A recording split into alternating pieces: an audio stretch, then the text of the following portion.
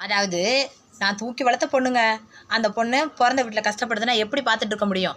அப்படின்னு சொல்லிட்டு அண்ணனா இருந்தாலும் சரி, அக்காவா இருந்தாலும் சரி, வரிஞ்சு சேலைய வரிஞ்சு சுத்தி சொருவிக்கிட்டு, "எப்படி என் தங்கச்சி எப்ப பேச போச்சு?"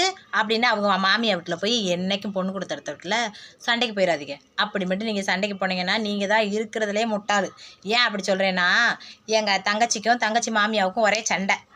என் தங்கச்சியை எவ்வளோ கஷ்டப்பட்டு அவளை வளர்த்து கட்டி கொடுத்தா, எதுக்கு என் தங்கச்சியை போட்டு கஷ்டப்படுத்திக்கிட்டு இருக்கிய அப்படின்னு நானும் இப்படி சேலையை இப்படி வரிஞ்சு கட்டிக்கிட்டு அவங்க மாமியாவோட போய் சண்டை போட்டேன். சண்டை போட்டுட்டு வந்ததுக்கப்புறம் இப்போ ஒரு 2 3 நாள் சென்று போட்டான். 2 மாமியார் மருமகளும் குழஞ்சி பேசிகிட்டு கிடக்காங்க.